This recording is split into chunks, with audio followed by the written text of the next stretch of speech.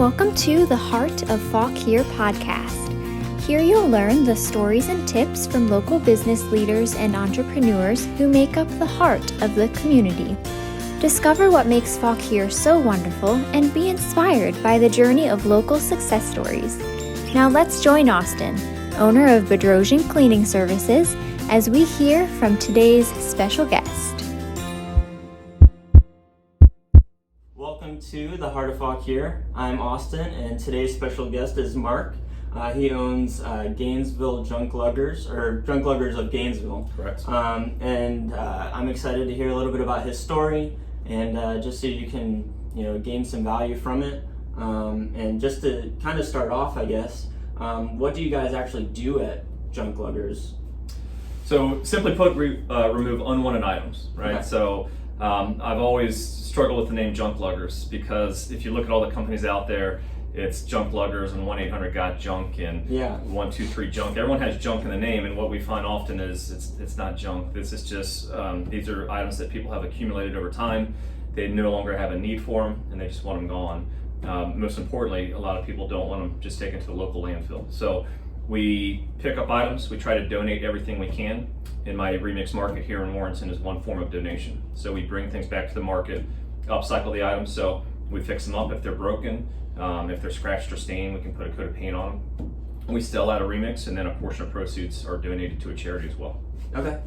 Yeah, that's awesome. Yep. Yeah, I walked through, and I know you got this stuff from clients and whatever that you're removing items, and it's obviously not junk. Correct. So you guys just remove items, so that's good to know as well. We do. We remove items, and the sole purpose is to not take it straight to Fauquier County landfill and just dump it in. That's the easy way out.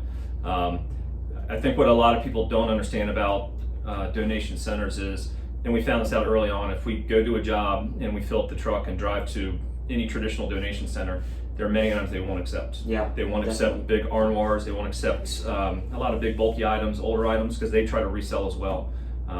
So again, we bring it back here and we apply a little labor into the piece to try to improve the piece. Yeah, absolutely. How long have you been doing the remix? That's newer this year and last year? It started in April of 2020. So Okay. it actually started right when COVID started. So Yeah. interesting time to start, but it's a big facility. It's 5,000 square feet, and it's really nice in the summertime. All the garage doors open, so it's actually a nice open air facility.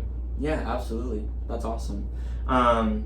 So how long have you owned JunkLuggers of Gainesville? Going into year 3 of JunkLuggers. Okay. So it started January 2019. Awesome. Yep. So what did you do before that? Have you done other entrepreneurial endeavors? No. Did you have a big career that you did first? So I did 20 years of business development for an IT firm. So Okay. actually, leaving college, I had 2 jobs. One for a company called GTSI, which is no longer around, but that was a value-added reseller. So provided IT equipment to the federal government. And then I left there and joined a firm called III. The boss man was a former client, a retired military guy who started the company, and I was with them for, I think, 12 years. So 20 years of being in the IT field, doing business development, and honestly got very lucky. The second company sold. It gave me the opportunity to take a year or 2 off and kind of contemplate what I wanted to do next. I got quite bored with that industry towards the end, and wanted something new. Never in a million years did I think I'd be doing this. Did I think I'd set up this as an occupation?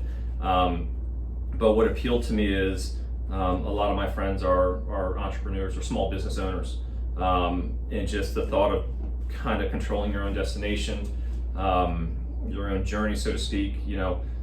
I'm still trying to make this work, and still trying to see if I can build it and grow it the way I want. Yeah. We're growing well, and going into year 3, I think, is a pivotal year. But essentially, it was just appealing to try to figure out if I could be a business owner. And the jury's still out on that. We're not sure yet.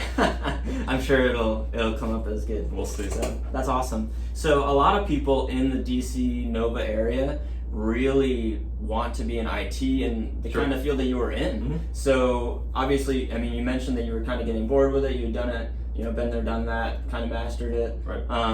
What was your why with leaving and starting business ownership? Because that's a pretty big jump, you know? But I think it's a pretty common desire for people who've had like a 20+ year career. It was interesting. One of the random tidbits I've always remembered in my life is that people on average make 7 career changes in their life.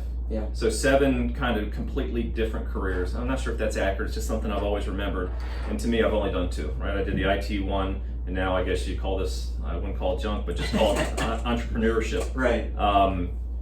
So, you know, for me, it was just time for a change. I mean, 20 years was enough. I actually had young kids at the time when they were still young, but it was just the right time to try something different. Right. I just didn't want to go back to that world. Got it. Yeah. What made you choose JunkLuggers? Because it's a franchise, yeah. It's a franchise, which I'll be very candid. It makes me feel a little bit like a fraud. Like, you know, this model's already been set up by someone else, and right. I think there's a fallacy with franchises that it's automatically successful. You still got to grind. You still got to work your butt off. This was a younger franchise, and they didn't have a name down here, so I'm building the brand down here for the franchise. What made me select this is I had a franchise consultant send me numerous opportunities, and I had no clue which one I wanted to do, but he sent me, you know, restaurants and food industries and you know, local gyms and just different things. When he sent a junk company, I remember I said to him, why are you sending me this? And he said, just look at the model and look at the financials. So ultimately, I selected this based on the investment profile. It wasn't a huge upfront investment. Still, it was decent, but not huge. There were others that were much more substantial. And just looking at the model, I felt I could grow it, and I felt it still met my skill set, business development. So you have a territory, you have clients, you have a product, you have competition. How do you position yourself? How do you beat the competition? How do you grow? So all those things appealed to me. And again, I felt, and I still feel I can grow the business to a place where maybe instead of working 40, 50 hours a week like I am now, I can ease back a little bit. Maybe, you know, 20 hours a week, bring in a general manager. This is not rocket science. Right. But hopefully have a business that can run itself or be close to running itself in 5, 6, 7 years. Right, which is awesome. And I think that's the goal of a lot of business owners. Some people just love what they do, so they want to be self-employed and they're want to be their own boss. But then there's all their other group that wants to, you know, build something and kind of work on it, and it gives them flexibility and control over their life, but they have this as well. You know what I mean? Right. So, just like you were talking about. Right. So that's awesome. You know, I think it's. I think you said you feel like a fraud because of having a franchise, but I think it's brilliant because, you know, you're following a model. A lot of people spend years just in a rut because they can't figure it out. So at least you have that. You know, the one thing, what I liked about JunkLuggers was at the time they called it Second Chance. They called it Second Chance Center for the things we bring back, and now it's been renamed to Remix. But that was the thing that was most appealing. And honestly, to me, it's the thing that makes this business fun. People come in here, they love the place, they love the things we have. We do workshops on the weekend, paint workshops. We sell a line of paint. We try to do different things here to engage the local community. We have a local, every month we sponsor a local artist. We sponsor a kidpreneur every weekend. So if a kid has something they want to sell, they can come in and kind of set up their little camp. Yeah. Out back we did some gardens and, you know, planted kale and lettuce and beets and all that stuff. In the spring we'll plant some new stuff. So it gives me a break from the junk side of the business and allows us to be a lot more creative on this side of the business. So that was appealing as well. Yeah, it's kind of like a platform to do other things like kidpreneur. How cool is that? Yeah, absolutely. Yeah, it's been a big hit, and the kids love it. The kids come in and they many times sell out all of their stuff. You know, we had a kid come in and do masks. We had kids come in and do jewelry. We had kids come in and do we have candles and all kinds of stuff. That's cool. Yeah. And then obviously you just started that with your Remix, right? So it's been less than a year. It'll be cool to see how those kids, if they keep coming back or start their own thing. COVID has put a damper on some of the plans. Like we were also, every month we were going to do a big vendor showcase where on nicer days we could have tents set up all around the outside and kind of make this a focal point for a lot of the small business community. Have people sell their stuff. We're happy to partner with others and help others out. But again, the COVID situation has put a damper on that. But hopefully soon, especially spring, summertime, we can do that as well. Right. And you said a portion of the proceeds from Remix goes to charity. Right. What charities have you worked with so far? So Mikey's Way Foundation and I Nova Children's Hospital. Okay. So the way it works, and every time something's brought back here, the client still gets a tax-deductible receipt. Yeah. So because we were donating a portion of the proceeds, it's still considered a donation. And then every month we reconcile our sales and cut a check to Mikey's Way. That's so cool. Yeah. Yeah, that's nice. What all do they do? I don't know much about them. Mikey's Way? Yeah. So they're based in Connecticut. It was founded by a guy named Les Friedman, and Mikey was his son. Mikey passed away due to cancer. So it was actually Mikey's idea when he was still alive to help out other kids in similar situations. And it's funny, as a parent, you always try to keep your kids off an iPhone or off an iPad. You know, you limit the screen time. But in his mind, it helped kids escape their reality, escape the reality of being in a hospital room on a drip, or just, you know, not feeling so great. Yeah. So they put together this foundation. What they do is have Mikey's Way days. So working with different hospitals, when they accumulate a dollar value threshold, like for me, it's once we get to $5,000, we'll have a Mikey's Way day.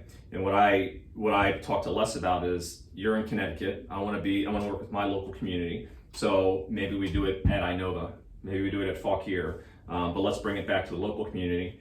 And again, it's the mission is to help kids cope with cancer. So go in, have a Mikey's Way day at a local hospital, bring electronics, iPads, laptops, and hand them out to kids that need an escape. Interesting. Yeah. That's so cool. Yep. Yeah. So you said that you're obviously trying to figure things out. I think we all are. But going into your third year, for people who are just starting a business or thinking about starting a business here, looking back now on your 2-3 years, has it gone like you planned? Probably not. Not getting too much in the numbers. We've grown well. You know, we chatted before the camera came on that, you know, our first year we did about $323,000, and that's starting brand new from scratch. No one knowing who we are, who I am, or even who the brand is, because the brand was built really up in Connecticut. So I view that as a success. Certainly lost a lot of money because we're still building out the warehouse and buying equipment and buying trucks. Last year we did about $650,000. So good growth. On the junk side, it was 56% growth, and on the remix side, it was brand new. So so that was good. So now going into year 3, I view it as the pivotal year. You know, we got the first 2 years behind us. We think we know what we're doing at this point, but can we really build the business to where we want? Still looking at expansion into some other areas, still looking at buying an additional truck.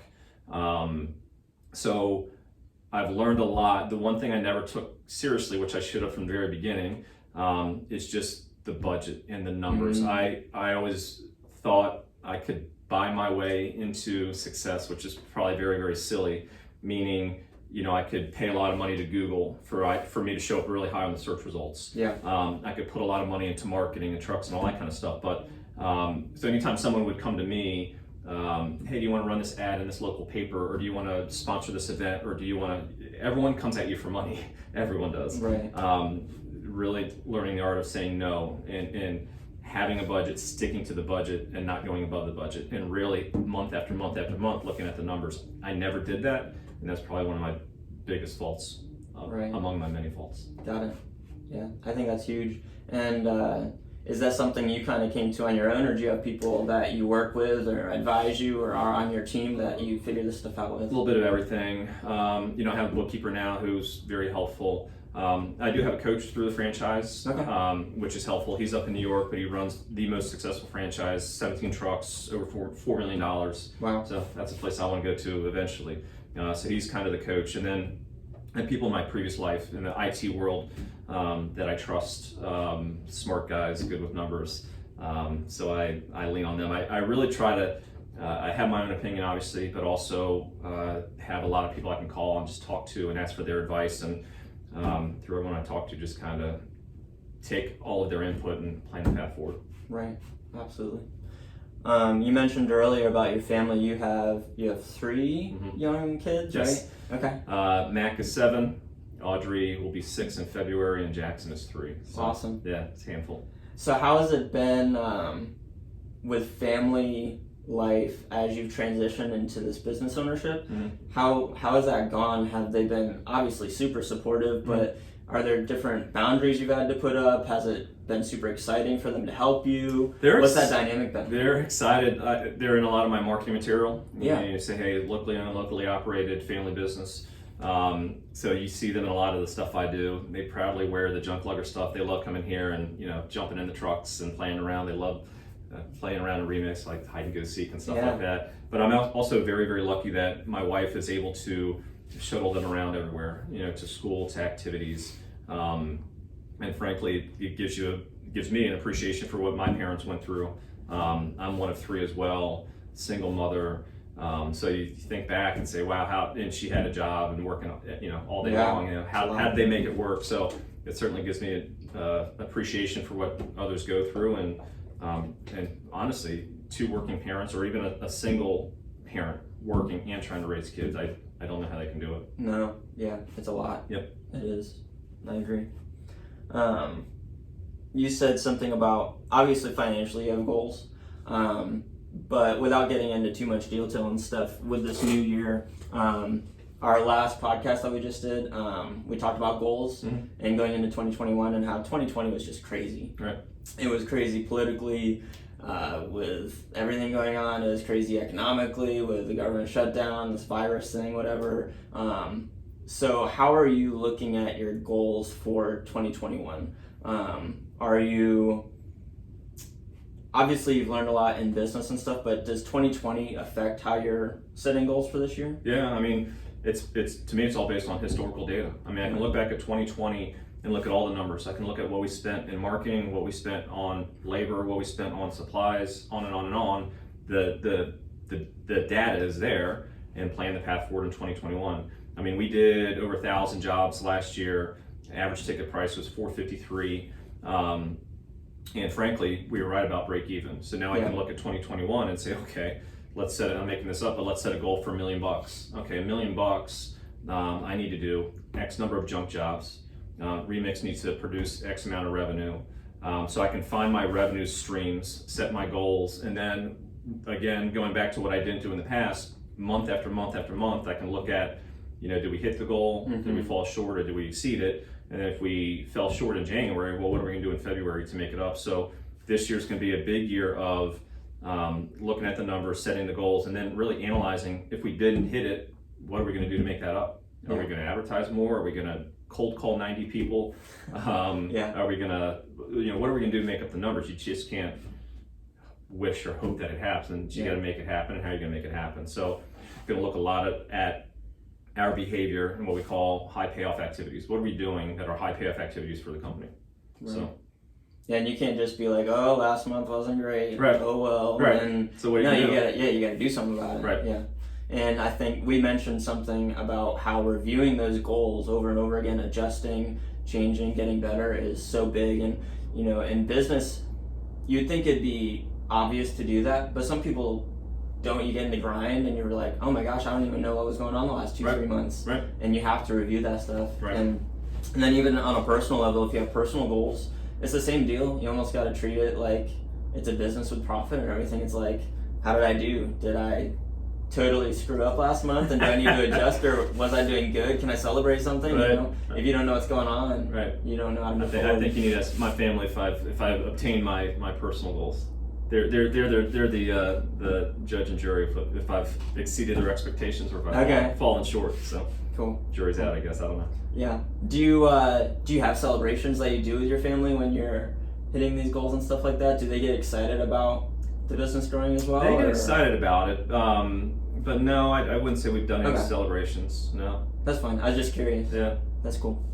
So, the last thing, just kind of to conclude things, how long have you been in the Northern Virginia area? Like, did you grow up in the Fauquier area, or are you from Fairfax? I was born in Alexandria. My whole family has been here for as long as I know, going back to my grandfathers. All were raised in Alexandria. So born in Alexandria, raised in Springfield. Grew up in Springfield, went to college at Radford University, still in Virginia. Came back. Lived in South Riding when that was brand new. Yeah. Moved into Arlington for 15 years or so. And then once I got married and had a couple kids, Arlington wasn't as appealing to raise a family. So moved out this way, so live in Piedmont in Haymarket. Okay. So basically been in Virginia my entire life, haven't left. Yeah, that's awesome. Yeah. But here in the shop, we're in Warrenton, right? Yep. Technically, New Baltimore, so New south Baltimore, of okay. Gainesville, just north of Warrenton. Right, okay. What kind of, obviously you said raising your family wasn't ideal for what you wanted in Arlington area. Mm-hmm. What appealed you to this area? Just cost of living, you know, Okay. in Arlington, just for a normal 4-bedroom house, I mean, you're around $1.5 million. Yeah, so it's insane. we're in a nice house, big house. We have some land, not much. We have about an acre, but still enough for the kids to run out back and play on the swing set. And it's cost effective, right? So able to move out, bigger house, more land, less money. Right. Cool. Yep. What advice would you give listeners going into this new year? There's a lot of people are in all the different places. Some people are just anxious about stuff. Some people are excited to move forward in business and personally and stuff. What advice would you give people as we go into this new year? Honestly, business-wise, it's something I've always thought about, and it's the reason I selected JunkLuggers over some other opportunities. Like I said, I was okay with the investment, so I always think worst case scenario. You know, what's the worst case scenario if this doesn't work out?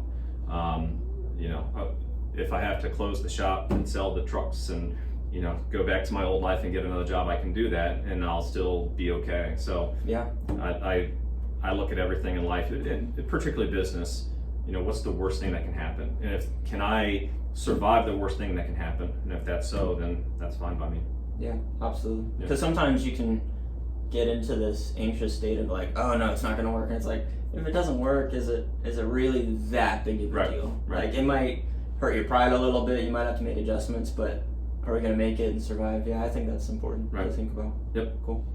Well, thank you so much for your time. I appreciate it. Thank you. And anyone listening, definitely check out Remix. And if you have anything that needs to get removed, if you're moving or whatever, definitely give Mark a call. Yeah. So thank you so much. My plug, 1-800-LUG-JUNK. They can call that number.